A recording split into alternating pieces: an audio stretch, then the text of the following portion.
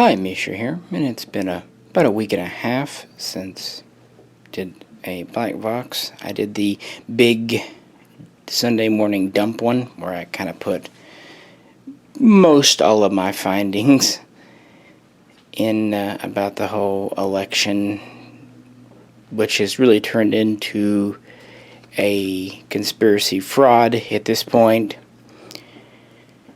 And I thought this would be a good day to do it because this is December 14 when I'm recording this, the day the Electoral College meets. Now, of course, they literally don't have a national convention. Each state meets, and some of them have been doing it virtually.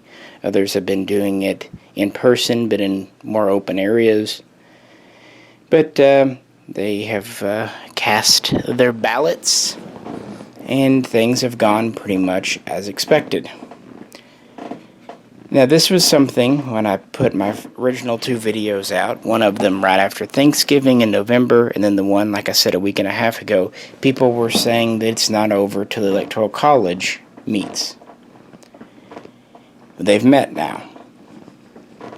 And on more than that, more and more court cases have come up, and more have been dismissed. Some sources say the number of dismissed cases is about 3840. Others say, it's over 50. It kind of gets to how you figure the cases. If you consider all the cases that are in one way or in another supporting Trump and his campaign, or if you get a little more narrow, it can be, maneuvered however you like. Because Trump can't just file, or his campaign can't just file these cases directly, because there has to be standing. One good thing about all this is people are probably more familiar with legal terms now than they were a month ago. And so someone who was directly harmed, directly has a complaint, directly has a grievance, has to file. Anyway, unilaterally, judges in multiple states have dismissed cases or not even heard cases for lack of evidence. And the issue is that when they go to court, it's procedural stuff. They're not really talking fraud, and even if they do, they don't really have hard evidence of fraud. And at this point, nearly 6 weeks after the election, they've had plenty of time to not only get affidavits, but also look for evidence. The Attorney General, Barr, has had time to investigate. The FBI, cybersecurity. They've even purportedly had a chance to take apart the Dominion machines, the Trump team, that is, at least people working for them, and you don't really hear of anything. The point is, in 6 weeks, if there was systemic fraud, as they claim, one would think that some evidence other than mostly unsupported eyewitness accounts would have arisen, and it has not. And in this country, no matter what you're doing, it's innocent till proven guilty. You can't prove a negative. It's like saying when it comes to aliens, UFOs, prove that they don't exist. Prove that they didn't visit. You can't. That's not how logic, that's not how debate works. If you're making a case, you have to prove why it exists. The default is no on things. And I know most of you know that. And in fact, I've had a lot of correspondence either by email or messaging about the people, and I get it. A lot of them that may have posted, let's say, heated replies in my first video. They're just scared. I'm scared. I get it. This whole thing is scary, no matter how you cut it. If there was systemic fraud, that's terrifying. And if there isn't systemic fraud, that's also terrifying, because our nation is tearing itself apart over this. And that's just it. All of this debate, and there's no concrete evidence. And it's kind of become a snake eating its own tail. The causation is getting mixed up. It's become a bit of a paradox. Beginning around, well, really, even well before the election, President Trump was talking about voter fraud and all that. But really beginning around November 15, Giuliani, Ellis, and then soon Powell would join. And they had some damning accusations that made a lot of us sit up and take notice. I don't think before this there was a widespread notion that there was fraud. You certainly didn't hear about it. So they said, look, here's this. And they took their cases to various courts and were thrown out for lack of evidence or not credible witnesses and other various things. But they've been waving this around for going on a month now. And the president has been tweeting things without evidence to back them up. I'm trying to be objective here. And the things is, he will say things like, I won this. That is objectively not true unless you can prove otherwise, and this has not been done. But after a month of all this, stirring the pot, now they're saying, look, everyone believes there was fraud, or there's widespread suspicion that there was fraud, so we need to investigate this. Yes, there is now. But this seed was planted by the very people that are now using it to call for more investigations. This group, are the ones who really stirred the people up, and now they're pointing to the fact that the people are stirred up as evidence in and of itself that there was fraud. Do you see the oxymoron there? Likewise, with voting, similar things have happened. Many Republicans in different states, Pennsylvania being one of them, passed laws saying that the absentee ballots could not be counted until the end of the election day. Okay, fine. I actually understand the reasoning behind that. You don't want early counting to maybe contaminate voting of, if nothing else, even the poll workers. But then they point to the fact that such states didn't have a total yet by 10 p.m. on election night and call it suspicious.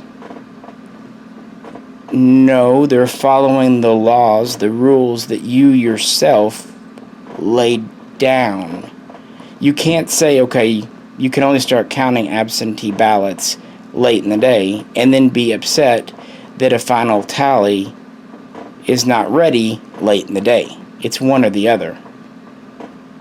And especially in 2020 when they knew that absentee voting would be at an extra high level. Likewise, with the timing of mail-in voting, I've heard complaints. People complain if ballots are sent out too early. Okay, fine. But then they complain if ballots are mailed in and received too late. They want all the ballots in by November 3rd, but they also don't want ballots sent out early. It doesn't work that way. You can't send out ballots late and expect them in early. If nothing else, the post office. I mean, this year the post office is overworked, underfunded, and dealing with all kinds of extra stuff because, again, of the situation this year, because people are ordering more and more online. So it's no wonder to me that ballots might have been delayed. It's like if you pay your electric bill. If your electric bill was due on November 3rd, and you mailed it on, say, October 31st, that's what it's postmarked. But because of delays in the mail, the electric company doesn't receive it until November 8th. They're not going to penalize you or shut off your electricity. They're going to look at the post date and maybe the date on the check and say, okay, they mailed it well before the due date. It's not their fault that the mail took longer to get it here. That's what we have. The same thing with ballots. And if the electric company did shut off your power, you would rightfully be outraged. And so if you mailed your ballot in on October 31st and it didn't get there till November 8th, that's not your fault. Now, they did have cutoffs. They did have deadlines. If they're not here by such and such a date, they just weren't going to count them. But you have to give a reasonable time for them to come in. So, yeah, there's this loop, there's this logic paradox that is happening in a lot of these instances, and it's sometimes you have to step back and see the bigger picture, what they're arguing. And, of course, there are plenty of states where it shifted the other way. Florida's a great example. Biden was leading early on. It wasn't until after 10 p.m. election night that Trump took over there. So, yeah, should Biden be given Florida? No, of course, you count all the votes. So it didn't just go one way. And in fact, early on, in places, Biden had a bigger lead. Arizona. So if we cut it off at 10 p.m. at Arizona, Biden would have won absolutely handily. So it wasn't like in every state Trump lost ground after 10 p.m., after 3 a.m. Here and there, Biden gained ground. Here and there, Trump gained ground. Which seems a very even split. And there's a lot of weird math that's being tossed out about it's incalculable that Biden could win because this, and this. Guys, you can look into the math yourself. It's specious at best. It's self-serving. The truth is, I pretty much monitored this live the whole time, and it was very credible. There was no outrageous jump. There was no outrageous anything. It was just ballot counting. If you go back and look at the 2016 election, or 2012, or 2008, we saw a similar thing. And finally, for the contradictions, I'll just point out this. They call into question mail-in voting, which, as I said in the original video, yes, the security does need to be tightened up there. And everyone admits the opportunity for fraud there is higher. But just because there's an opportunity doesn't mean someone took it. Likewise, they call into account machine voting. Now, back in 2012 and even 2016, most machine voting was purely electronic.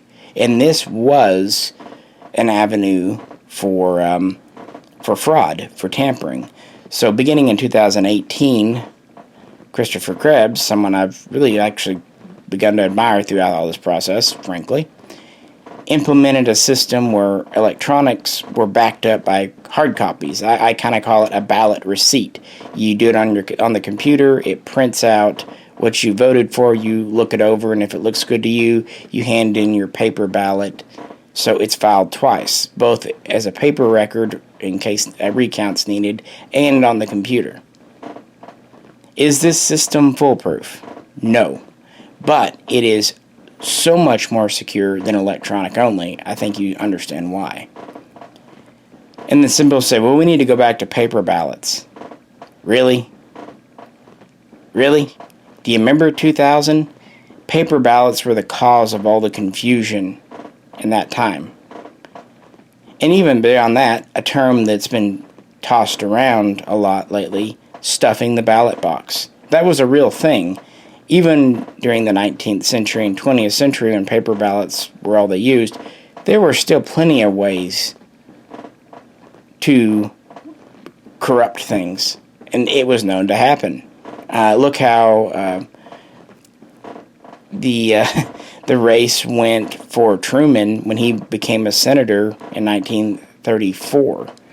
That was overt fraud, but it happened. So yeah, it definitely in history, paper ballots alone are not 100% foolproof. Far, far, far from it. Plus, then you get into people's handwriting and markings, and anyone who's ever been a teacher and had to grade papers knows the ambiguity there.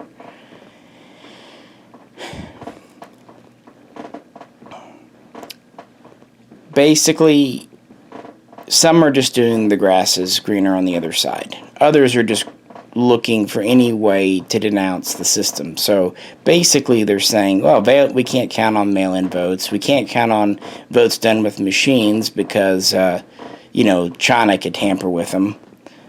We don't, let's not do paper ballots either because that led to confusion. Why don't we just not vote? Is kind of what they're saying. You know what? Americans, they don't really know what's best for them. Let's just pick for them. That's essentially what they're telling people. Don't worry about voting.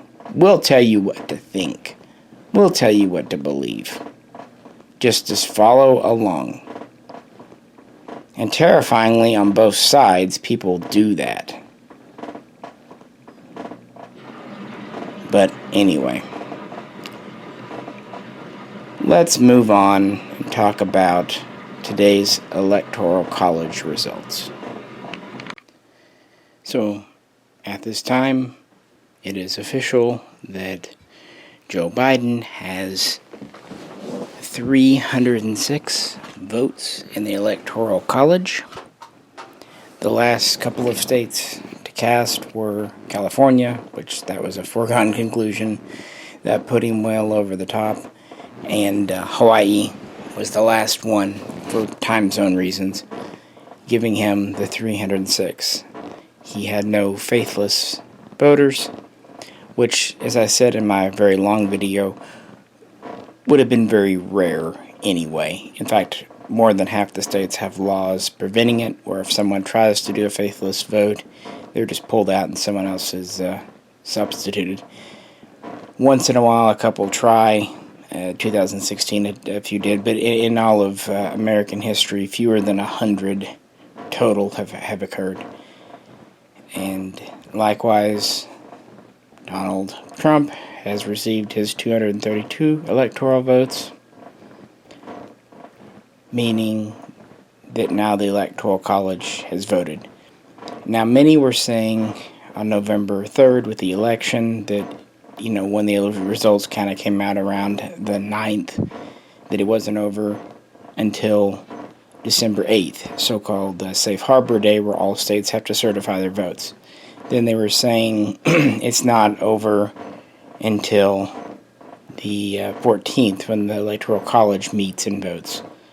They were also saying the legal challenges don't really matter until the Supreme Court. It gets to the Supreme Court. Well, we've done that. So we've done all those milestones. Now, typically, under any other modern election, the winner is chosen either the same day or the day after, or maybe the day after the election, and the one candidate concedes and the other one is, officially declared president-elect. This cycle has been absolutely anormal. This is not how it normally goes. There usually aren't legal challenges, certainly not over 50 of them. The last real contentious election was 2000, and that was very unique in and of itself. So now what? Well, there was never really any doubt how the Electoral College was going to go, because once a state certifies its vote, then the electors from that party are chosen, and typically they tend to be very prominent, very influential party members. So in those states that voted for Biden, they were all Democrats. And the chances of a party Democrat not voting for Biden are very low. And the chances of them switching their vote to Donald Trump were nigh on microscopic. So we knew how the Electoral College was going to vote all along. But, okay, fair enough, because the Constitution says it's the Electoral College who elects the president. We're there now. We have had the Electoral College meet. It's December 15, and yeah, here we are. Now what? Some in the Republican Party are acknowledging that, well, like it or not, and many don't, and that's perfectly okay. That's how politics works. Half the people are always unhappy with the way something goes. You may be, I might even be, who knows. But they're saying, look, the Electoral College has spoken.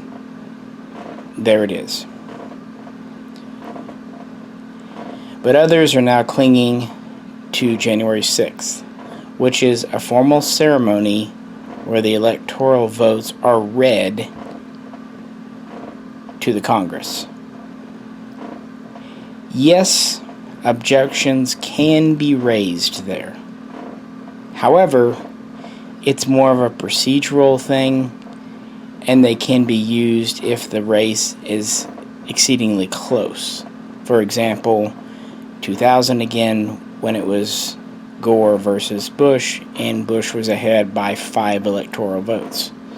Objections were raised then, but they were not credible because you have to have one member from the House and one member from the Senate both co-object together, basically sign on together, and this did not happen. Even if an objection was raised, it basically just gets tossed around for a bit, and then it'll come back to the whole thing, and it won't change anything. That's not where the president is chosen. The Electoral College is who chooses the president, and the electoral votes are decided by the popular vote in each state back on November 3rd. Thus, Joe Biden will be sworn in as president at noon on January 20th. There have been dozens of legal cases heard by many judges across many states in the North and the South. And at the end of the day, talking about the Supreme Court ruling, which I'll go into a bit, each state, and this is by the Constitution, has the right to choose its electors. That's why each state certifies its own vote. States do not have the right to tell other states how to conduct their elections. That's an internal thing. This is how a republic, at least our republic, works. In this, each state is separate and independent. And traditionally, Republicans claim that they're for states' rights. So having the Supreme Court overrule and basically allow Texas to question the results from another state and call it as a grievance would have been grossly inappropriate. It would have destroyed states' rights almost entirely at that point, and flown in the face of the constitutions. It's up to the states internally to certify their elections, which these have done. Now, the judges came down 7-2, but it wasn't 7-2 in the way that some are presenting it one way or the other. 7 said that there is no standing. Texas can't bring Wisconsin or Georgia to the Supreme Court. There's no grounds for this case. Period. Full stop. The two said that in theory, yes, Texas could take a case in front of the Supreme Court. However, they also were very clear that nothing would come of it, that no remuneration would happen, that even if they heard the case, they would not find any grounds to change the situation. So basically, they're saying, if there were something here, this would be the proper venue, but there's nothing here. So in the interest of time and saving taxpayer dollars, we're just not going to hear the case either. So it really was unanimous. It's just two of them had a slightly different opinion, which I actually understand and do agree with. But they all nine agreed that there was no evidence, there was no grounds to even really have a case.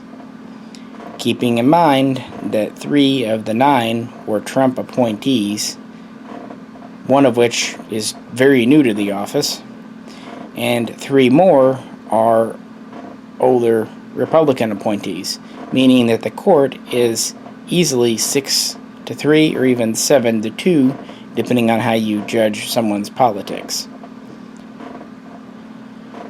And that should be the end of it.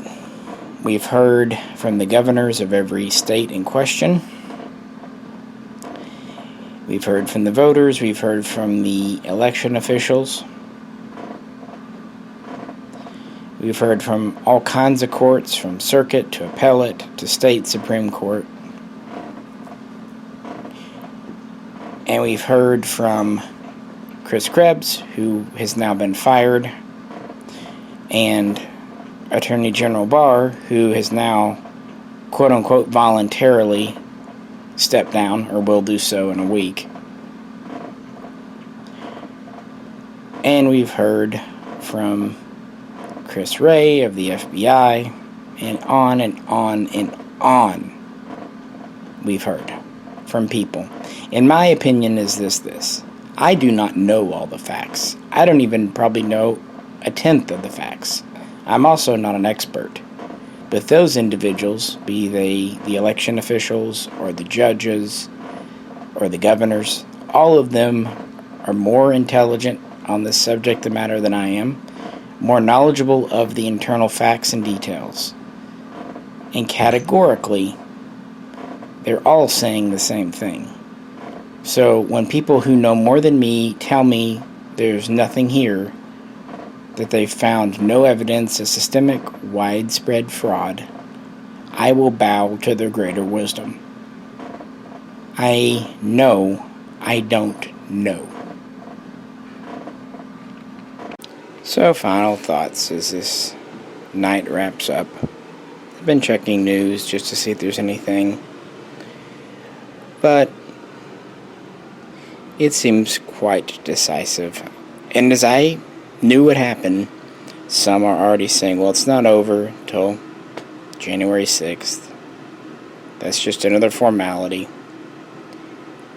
Again, the states, according to the Constitution, the states have the right to choose their electors. And according to all the states, they've certified. So there's really not much that can happen on January 6th.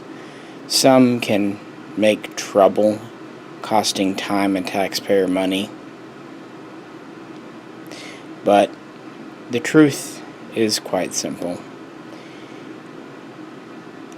They allege fraud, cheating, but they have been unable to prove it or really even supply hard evidence. And they've had over a month, coming up on a month and a half, to do so. Now, I know that's a short period of time. I respect that. However, if anyone can get something done in a period of time, it should be the President of the United States. The fact is, just saying something's true doesn't make it true. I wish it did. I would just keep saying, I'm a millionaire, I'm a millionaire, I'm a millionaire. But I don't think how often I repeat that is going to make those dollar signs appear in my bank account. If I'm wrong, if that's all you have to do, let me know, and I will be happy to do it. I'll also try it with, I own a FAMAS, because I really want a FAMAS. I'll just keep saying that. I get it. But saying something is true doesn't make it so. You have to prove it. I also understand kind of the reasoning. Other politicians learned decades ago, before they were to get to the presidency, that you win some, you lose some. Trump is a novice at this, and it really shows. He is behaving like a businessman in this instance, fighting tooth and nail for everything. Now, in business, that is acceptable, even applauded, but in politics, the standards are a little different. Nevertheless, he was given multiple days in court, and I think a lot of us took the allegations quite serious in November. So he was definitely given a platform to present evidence. At the end of the day, he just didn't mentally prepare himself that he might lose. And at the end of the day, he never has respected his opponent, which is always a dangerous thing. And I would argue was one key reason Hillary Clinton lost to Donald Trump 4 years ago. She did not really respect her opponent, and therefore did not really see Trump as a valid competitor. And thus, that contributed to her loss. Really, if you look at the 2016 versus the 2020, and you kind of reverse the roles, there are a lot of similarities. And there's a lot of differences too, but it is a little kind of ironic, I guess. Also, more ironicer, two of the electors that cast votes in New York were Bill Clinton and Hillary Clinton. That's why I said it's extremely unlikely for the electors to not vote for their party's candidate, and almost impossible for them to vote for the opposition's candidate, because they do choose big wigs in the party to be their electors. Now keep in mind, the Republicans did much the same. If New York, by some amazing, bizarro world thing, were to have gone Republican, they had 29 electors already assigned. It's quite an honor. Although it's just mostly a ceremonial duty, it's still considered a feather in one's cap. But that's what it is. Now, all this stuff about the Republicans presenting electors in like Georgia, that's theater. It means less than nothing. Again, it's like if I just said I'm an elector for the state of Arkansas, it doesn't matter. If Georgia had gone Republican, then they would have been the ones picked. But it did not. Much like how in Florida, there were Democrat electors ready to go, and the Republicans were picked. And keep in mind that Donald Trump got his due votes today as well. I was surprised that there were 0 faceless voters this time. There's usually at least a couple that waffle, for example, back in 2016. But no, it all went off boringly predictable and according to the rules. And frankly, that seems to be how the election went. So what can we do from here?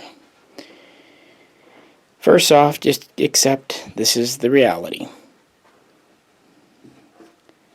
I know it'll be hard for a lot of people because they've been told by what should be a credible source, the President of the United States, not only was there fraud, but that he won the election. It's funny, if you look at his first couple of weeks in November, he was less assertive about this point. He only really started doubling down on the I won thing here in December. So yeah, it kind of drills into your head. Again, it's if you're told something enough, it starts to feel true. That's human psychology, for you, for me, for many people. You hear something enough, You think, well, why would they be saying it? Unless there is some truth there. Let's use UFOs and alien abductions as a good case. That's something I've always found particularly fascinating ever since I was 4 or 5 years old. And I would say I believe in it. However, even though there are tons of abduction stories and UFO stories, the evidence is very scant, especially for the abductions. There are some pictures and videos of literal UFOs, unidentified flying objects, literally objects in the sky that aren't identified. That's not arguing. Even the government admits that. But as far as the alien abduction stories, even though we've had them for over 50 years now, oddly there has not been any concrete evidence, and even the corroboration has only happened a handful of times. I still think it's interesting, but I also recognize that threshold has not really been reached, that burden of proof. And that just goes to show you eyewitness testimonies. And that's just how it is. We have some testimonies, but without something to back them up, that's just someone telling you something. And I think we'd all like to believe that people are perfectly honest and sincere, but they're not. We're not. Humans are unreliable narrators, unreliable witnesses. Any police officer, any judge, anyone who sat on a jury knows this. And it's not that most people lie, but memory's a funny thing. And you can be led to kind of remember something in a certain way that maybe wasn't 100% objectively true. That said, there are people who are liars. Some of them do it for gain, but some of them are compulsive liars. There's a member of my family who's essentially been excommunicated years ago who was a compulsive liar for no reason. She just did. And what makes compulsive liars so credible is they believe their own lies. They sincerely do. In fact, they're their own biggest victim. So, even those who might be lying about what happened probably really do believe it. But I think most of them, and this is kind of backed up by people like Christopher Thomas, just didn't understand what they saw. They thought they saw something suspicious, but in reality, it was just normal. Same thing goes for the massive dumps of votes. That's not suspicious. That's just kind of how computers work. And then there are the allegations that, like, the Dominion machines weighted Biden votes 1.2 or 1.3. The tail goes up every time you hear it, and that they devalued Trump votes 1.8. Now I think it's down to like 1.6. Again, the story gets bigger every time. This is just not true. For one thing, that's not really how math works or how the machines work. If they were somehow weighted that way, the hand recount of those paper receipts would have shown a huge discrepancy. And to cover up that, you would also have to make fake ballots and do all that. So basically, you'd have to do quite a bit. That's a big, big thing to pull off. And that just doesn't happen. Not without evidence, not without a paper trail. It would have required thousands of people involved. At this point, you would think one of them would be a whistleblower and would have come forward with some real good evidence. It's just hard to commit that kind of a crime and not be caught. For example, just yesterday, the Russian hackers were caught who had been breaking into the Treasury Department, even the White House servers, all year, at least since June. And even they got caught, and they were professionals. So even professional spies, espionage, get caught. There's evidence. When Watergate happened, when Nixon was forced to resign, there was hardcore evidence. Of course, Spiro Agnew resigned before him, but that was a whole unrelated story. Good times.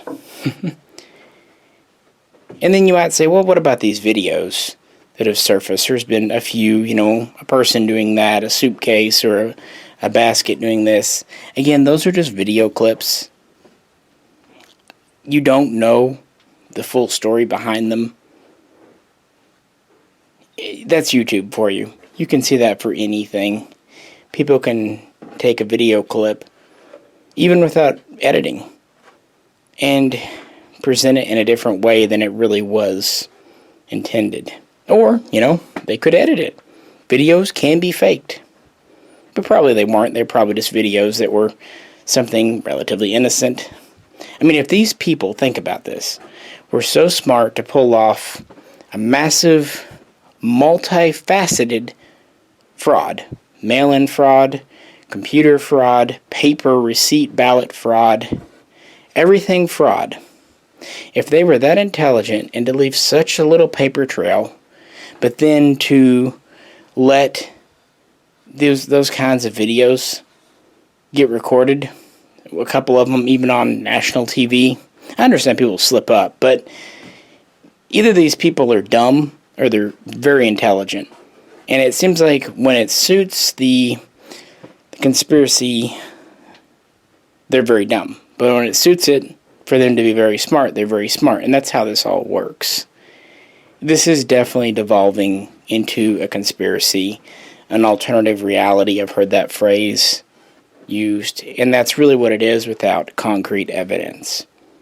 And at the end of the day, that's what and I think most of us rely on to determine truth is evidence. And there just isn't any.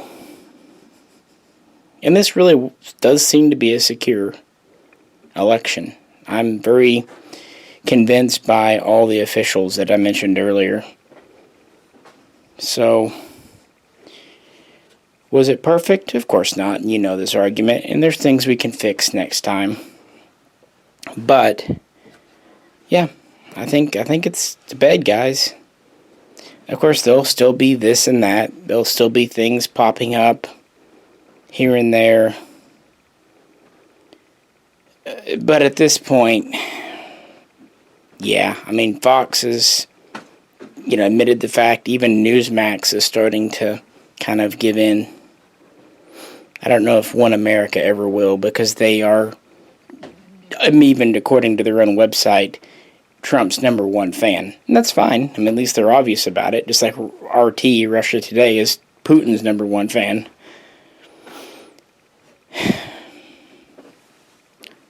So, yeah, a couple asked me to do an update. I thought with Electoral meeting voting day, that would be a good time to do it. But there's not much meat here to get into. Again, the Donald Trump team presented evidence.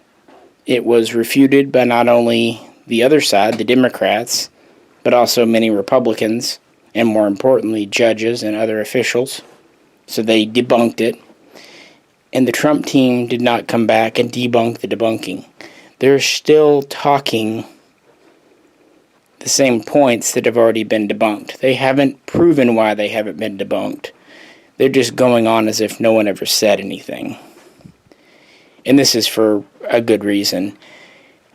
The people they're trying to speak to are the people that only watch and only listen to news within this certain bubble, this certain echo chamber. For anyone who watches MSNBC, of course, nah. Or CNN, nah. But even Fox, even a lot of the mainstream Fox viewers, they've just kind of given up on. They're only targeting the diehards at this point who don't need evidence. They feel it. They want Trump to be president. And by God, that's just how it's going to be in their mind. But guys, there just doesn't seem to be any hardcore evidence of widespread fraud. And it seems like for every case you hear of fraud, and on a small scale, on a local scale, that might have benefited Biden, if you look, there are also reports of small, little, one-off frauds for Trump. And that's kind of how fraudulent voting works. On an individual level, it's a felony. If you're ever caught, it's very bad for you. More importantly, what benefit does it give you? You don't get any money from it. And 1 or 2 extra votes aren't really going to help. So you're risking a lot to gain very little. So it just doesn't make sense, and most people just wouldn't risk it, frankly.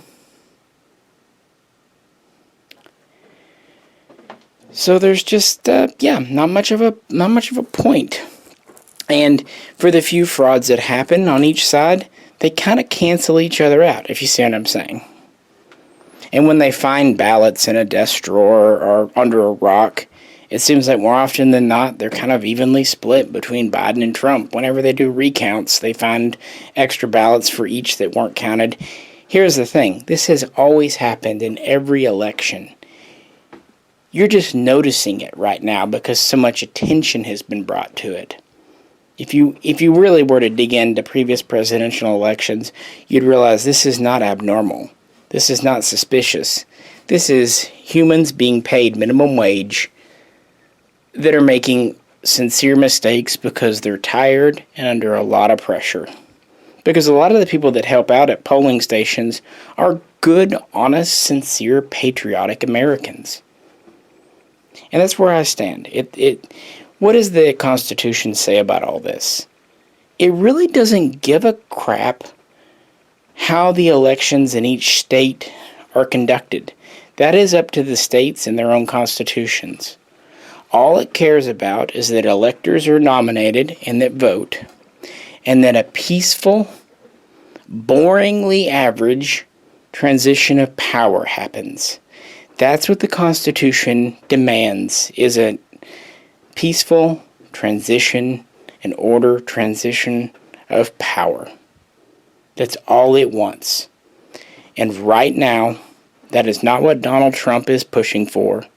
That is what Biden is pushing for.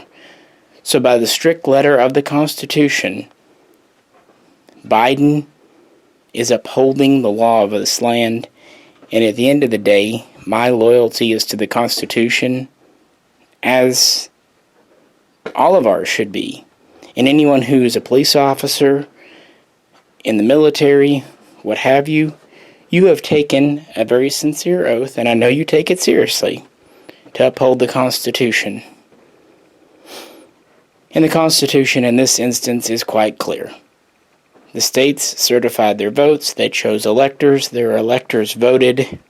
They voted for Biden, 306, to Trump, 232.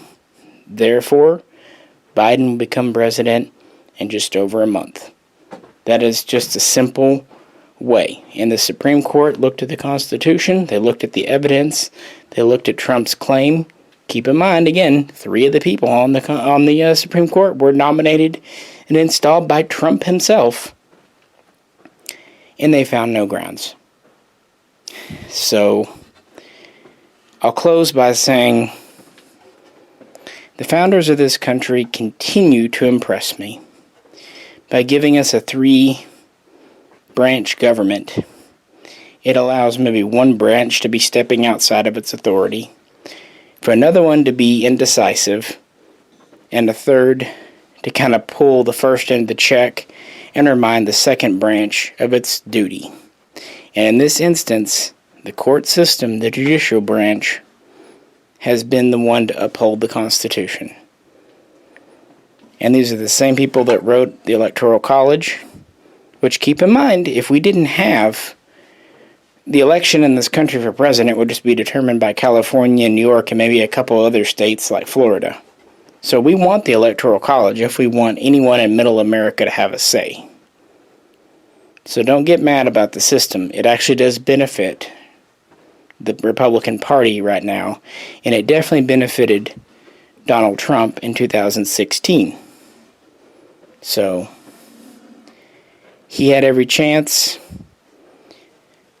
and it just didn't work this time. And that's all I'll say in this video about him and that. I have my own feelings, but I'm trying to be objective And this is the end. Anything beyond this, you're out of bounds. I mean, there's no reality left. You're in your own world. And I'm not mad at you. I think you're coming more from an emotional place than a logical place. And I get it. I really do. I'm not throwing shade at you. But the truth is, Biden will become your next president. And you better hope it stays that way, because if not, it'll be Kamala Harris is your next president. So she's really his best insurance to stay in office. So I hope for the good of the country, although I don't expect it, honestly, Trump will concede and do the mature thing, shake Biden's hand, and go off and do his own ventures. I mean, he was president of the United States, one of only 46 men in history. That's not a, shade. And just because he lost a second term, so did George H. Bush. So did Jimmy Carter. It happens. And both of those lost because of situations. Carter lost because of the Middle East and the Iran affair, the Tehran, all of that. Trump lost in great part because of COVID. That's what you accept when you go to be president. You can take credit for the good things, but you're also going to have the blame for bad things happen, even if it's not your fault. And that's just what happened. This thing has been hard on all of us. In fact, I found out today that my wife might have it.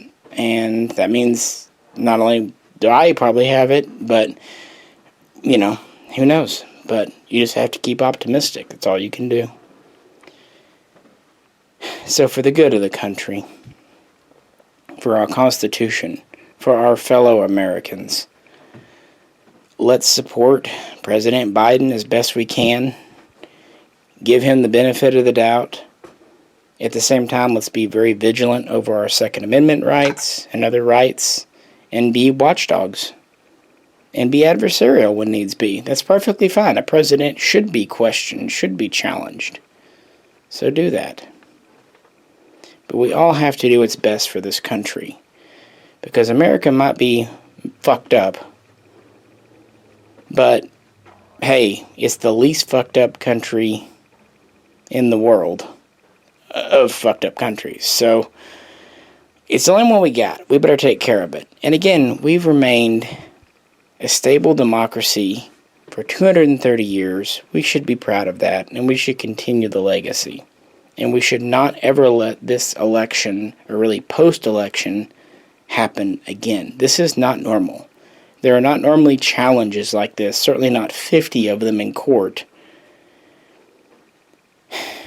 after an election, especially when there was not serious evidence. So guys, that's kind of where I'm at. Again, as always, I ask you to comment, and if you respectfully disagree, that's fine. We can discuss. I have nothing against that. Like I said, I admit I'm an ignoramus on this, but I do trust all the officials, experts, judges that have categorically ruled there's no fire here. There's maybe not even any smoke. We have a president who just couldn't imagine losing. And his mindset isn't that of a politician, it's of a businessman, where you fight to the bitter end. Whereas a politician will concede at some juncture. And many have conceded before, even when there really was good evidence for fraud and voter discrimination and all that. But that's just part of the game. And that's what you have to do when you swear an oath to the Constitution. At the end of the day, you have to put the nation's best interest ahead of your own best interest, or even the best interest of your supporters. A president isn't a president just for their supporters. They are a president for all Americans. And I would say the same thing to Joe Biden. He's a president not only for interest groups in business or West Coast, East Coast liberals, but he has to be a president for Middle America too. And I hope he will be. You know, might as well be optimistic, folks. So with that, I'll let you go. I appreciate you tuning in. And next time we'll get back to more model videos, because I'm actually having a lot of fun with these Swedish models. I got a big one on the Draken and the Viggen coming up for you. Some new models of each, so that'll be fun, I think. But yeah, after all this political stuff over the last month, I'm going to try to be a little more lighthearted on here for a while. Plus, we're coming up on Christmas and New Year's, so, you know, no reason to get all somber. We need to keep our spirits up so we can get through this winter, all get our vaccinations, and hopefully get back to something like normality in 2021. Hey, it's a good number for blackjack, right? This is Misha, and I really do wish you all the best, and I'll catch you very soon next time.